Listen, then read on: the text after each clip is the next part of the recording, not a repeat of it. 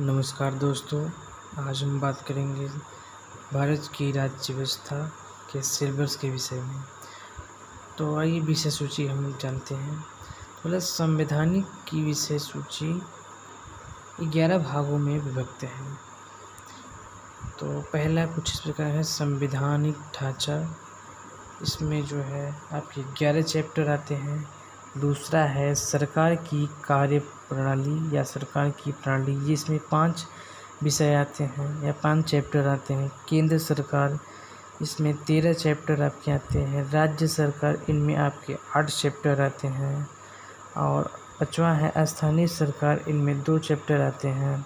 6वां है केंद्र शासित प्रदेश और विशेष क्षेत्र, इनमें आपके 2 चैप्टर आते हैं।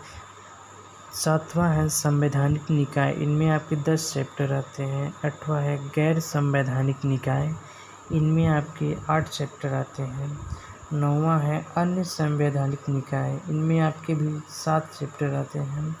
और 10वां है राजनीतिक गतिशीलता, यह बहुत महत्वपूर्ण चैप्टर है या भाग है।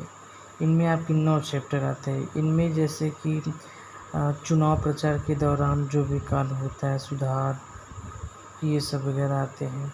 11वां है संविधान की कार्यप्रणाली, इसमें आपके 1 चैप्टर होते हैं तथा कई और एग्जाम्पल के तौर आपको समझाया जाता है। तो आइए बात करते हैं हम भाग 1 के चैप्टरों के विषय में। तो संवैधानिक ढांचे में पहला चैप्टर है ऐतिहासिक पृष्ठभूमि, हिस्टोरिकल बैकग्राउंड। दूसरा है संविधान का निर्माण, मेकिंग ऑफ कॉन्स्टिट्यूशन। और तीसरा है संविधान की प्रमुख विशेषताएं। और चौथा है संविधान की प्रस्तावना, संघ एवं इसका क्षेत्र, नागरिकता, मूल अधिकार, राज्य के नीति निर्देशक तत्व, मूल कर्तव्य, संविधान का संशोधन, संविधान की मूल संरचना इत्यादि। ये आपके भाग पहले में संवैधानिक ढांचा के 11 चैप्टर हैं। भाग दूसरे की बात करें सरकार की कार्यप्रणाली, तो इसमें है संसदीय व्यवस्था, संघीय व्यवस्था, केंद्र राज्य संबंध, अंतर्राज्यीय संबंध, आपातकालीन प्रावधान। ये आपके इतने जो है भाग 2 में आएंगे 5 चैप्टर।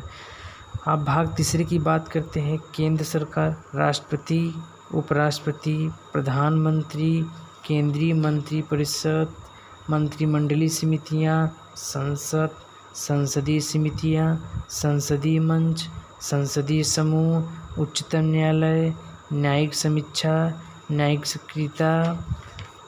और लास्ट में है जनहित याचिका। यह आपके भाग तीसरे के चैप्टर हैं जो कि 13 चैप्टर में आते हैं। भाग चौथे की बात करें राज्य सरकार में, तो है राज्यपाल, मुख्यमंत्री, राज्य मंत्रिपरिषद, राज्य विधानमंडल, उच्च न्यायालय, अधीनस्थ न्यायालय, जम्मू एवं कश्मीर का विशेष दर्जा, कुछ राज्यों के लिए विशेष प्रावधान इत्यादि। अब बात करते हैं 5वां स्थानीय सरकार। तो स्थानीय सरकार में आपकी 2 ही चैप्टर आते हैं। एक होता है पंचायती राज, दूसरा होता है नगर निगम। अब आते हैं भाग 6 में केंद्र शासित प्रदेश और विशेष क्षेत्र। तो उनमें पहला है केंद्र शासित प्रदेश और दूसरा अनुसूचित एवं जनजाति क्षेत्र। अब भाग 7 में आते हैं संवैधानिक निकाय में।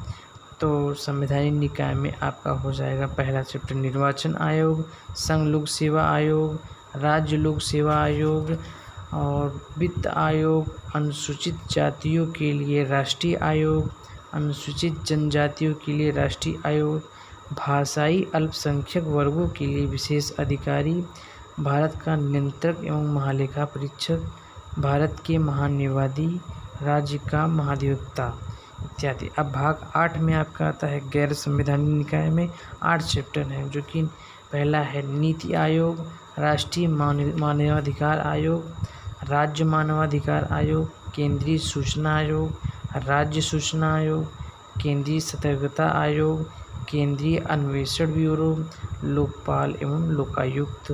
अब भाग हम 9वें की बात कर लेते हैं। तो 9वें में है अन्य संवैधानिक आयाम। अन्य संवैधानिक आयाम में आता है सहकारी समितियां, राज्य भाषा, लोक सेवाएं, अधिकरण, सरकार के अधिकार एवं दायित्व, हिंदी भाषा में संविधान का प्रतिनिधित्व पाठ, विशिष्ट वर्गों से संबंधित विषय प्रावधान। अब भाग 10वें की कर लेते हैं हम, राजनीतिक गतिशीलता। राजनीतिक गतिशीलता में पहला है राजनीतिक दल, निर्वाचन, मतदान व्यवहार, चुनाव कानून, चुनाव सुधार, दल परिवर्तन कानून, दबाव समूह, राष्ट्रीय एकता, विदेश नीति इत्यादि। अब भाग 11 में ही एक ही चैप्टर आते हैं, वो है संविधान की कार्यप्रणाली की समीक्षा करने के लिए राष्ट्रीय आयोग।